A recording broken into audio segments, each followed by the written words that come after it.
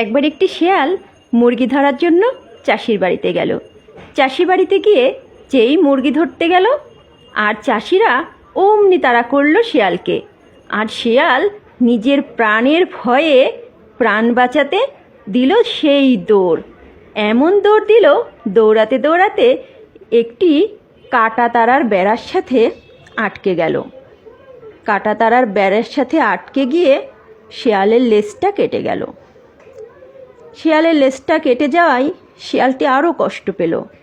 সে আরও জোরে দৌড় দিল। দৌড়াতে দৌড়াতে সে গিয়ে পৌঁছালো একটা তাঁতির বাড়ি। সেই তাঁতির বাড়ি একটি গামলায় রং গোলানো ছিল।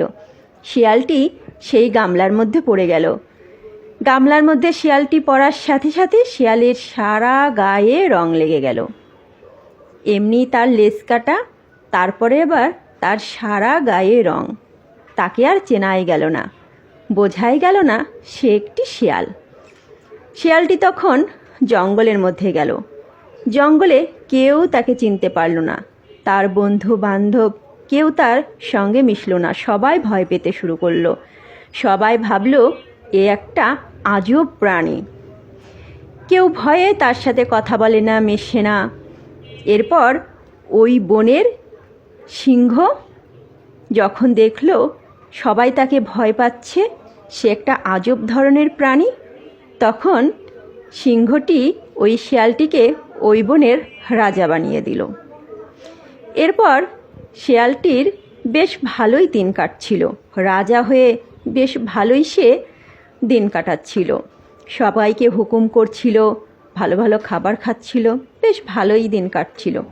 কিন্তু এর কিছুদিন পর তার একটুও ভালো লাগছিল না, একাকী লাগছিল। কেউ তার সাথে মিশছে না, কেউ তার সাথে খেলা করছে না, সবাই তাকে ভয় পাচ্ছে।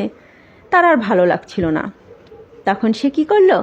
তখন সে তার এক কাছের বন্ধুকে সমস্ত ঘটনা খুলে বলল, আর তার সাথে মিশতে বলল, তার সাথে খেলা করতে বলল। সেই কাছের বন্ধুটি তার সমস্ত কথা শুনে আর যত শিয়াল ছিল সব শিয়ালকে সেই কথা বলে দিল। তখন সব শিয়াল সেই সব কথা শুনে তারা ভাবল, আমরাও শিয়াল, ও শিয়াল, তাহলে আমরা কেন ওর কথা শুনে চলবো? ঠিক আছে, চলো সবাই আমরা গিয়ে সিংহের কাছে এই কথা বলে দিই। সবাই মিলে সিংহের কাছে গিয়ে সব কথা খুলে বলল।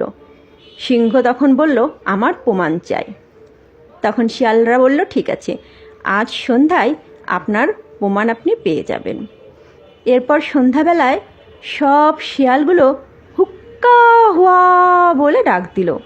যেই সব শিয়াল হুক্কা হুয়া বলে ডাক দিল, অমনি ওই লেজ কাটা শিয়ালটাও হুক্কা হুয়া বলে ডাক দিল। আর যাবে কোথায়? সিংহ তখন ওই শিয়ালটির ঘাড় মটকে খেল। গল্পটি শুনে কি বুঝলেন? এই গল্পটি শুনে এটাই বুঝলেন নিশ্চয়ই, নিজের গোপন কথা কখনোই কাউকে বলবেন না। যত কাছের মানুষই হোক না কেন, তবুও গোপন কথা বলবেন না। একটা কথা মনে রাখবেন, আপনার যত ভালোই বন্ধু হোক না কেন, যত কাছের আত্মীয়ই হোক না কেন, আপনাকে ততক্ষণ পর্যন্তই ভালোবাসবে যতক্ষণ পর্যন্ত আপনি তার সমান সমান থাকবেন।